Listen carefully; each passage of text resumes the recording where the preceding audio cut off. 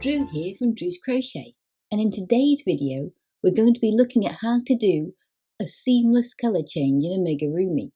Now if you want to do patterns like this bee here and you're going to need stripes across his body, then you're going to want to do a seamless colour change, not one that shows jagged edges. And if you watch today's video, I'm going to show you a quick and easy way to do this.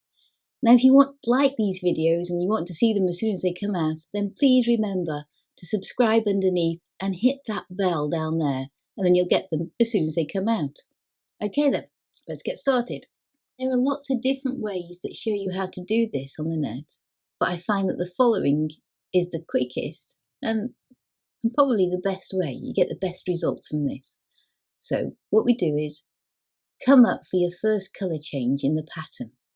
And on the very last stitch of the last colour, so we're coming up for our last stitch in black, you go in as normal and then just do half the stitch and bring it up. Now before you finish that stitch, you're going to want to bring in your new colour, just put it over your hook, hold at the back, put it over your hook as you would like just a normal stitch, and then finish that stitch with the new colour. Pull it down at the back so you can see what you're doing. Now in the following stitch, which will be the first stitch of the next row, you just want to slip stitch into that, just like that, then chain one, and in the same stitch do a normal single crochet, just like this. There. Now I don't know if you can see that from here, let's get it closer. That's a slip stitch in the next row, and then the following stitch there, that V, will be your first stitch. You're going to miss out the slip stitch and go straight for the first crochet stitch. Now I'm just going to crochet around this and I'll come back to you when I come near the end of the row. Yeah. So we've just crocheted around there, see the yellow circle all the way around. We want to do one more stitch to complete the yellow, and when we're going on to the next row, this stitch there, that first stitch, which is our slip stitch, we want to miss that out and go into the next V. There, that will be your first chain. Well, sorry, your first stitch. So you just completely do a normal stitch into there, and that will be the first stitch of the next row. Now you follow the pattern, whether it's an increasing row or just a normal row, and you just follow it round, and you'll find that you've made a seamless colour change. Now if it's still looking a bit ragged, you turn it over, and the two ends, you see the black and the yellow there, you pull them tight.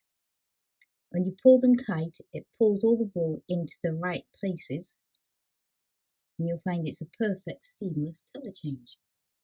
Now I'm going to go around until we need to change it back again to the black.